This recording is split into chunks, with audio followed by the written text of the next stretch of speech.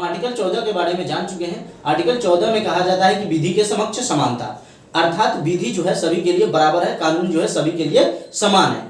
लेकिन आर्टिकल 14 का कुछ यहाँ अपवाद आ जाता है। जैसे आर्टिकल 361 यह कहती है कि राष्ट्रपति और राज्यपाल के कार्यकाल के दौरान जो है उन पर फौजदारी मामला दायर नहीं किया जा सकता है। अर्थात राष्ट्रपति और राज्यपाल जब कार्यकाल पे है तो उन पर कोई भी दंडात्मक जो है कार्यवाही नहीं की जाएगी, लेकिन दीवानी कार्यवाही जो है वो की जाएगी। मतलब उन पर जो है केसेस चार्ज किए जाएंगे, उन पर आरोप लगाए जा सकते हैं, लेकिन दंडात्मक नहीं।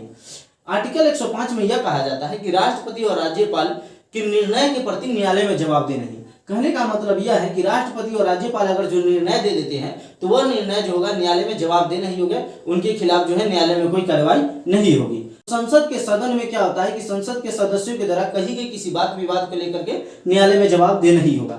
भाई कानून तो सभी के लिए बराबर है, तो कहने का अर्थ यह है कि अगर कोई उल्टा सीधा बोलता है तो उस पर तो कार्रवाई होनी चाहिए, लेकिन यहाँ क्या कहती है कि नहीं होगी। आर्टिकल 194 इसमें क्या है कि राज्य विधानमंडल में तो राज्य विधानमंडल के सदस्यों के द्वारा कही गई किसी बात विवाद को लेकर के न्यायालय में जवाब दे नहीं। जिस तरीके से संसद में हो गया उसी तरीके से राज्य विधानमंडल में भी यह लागू है। तो इन सभी को जानने से हमें यह पता चलता है कि आर्टिकल 14 का कहीं ना कहीं उल्लंघन हो रहा है, क्योंकि आर्टिकल 14 यह कहता है कि विधि के समक्ष समानता, अर्थात कानून जो है सभी के लिए समान है, सभी के लिए बराबर है। लेकिन यहाँ क्या हो रही है कि यहाँ उल्लंघन इसकी हो रही है।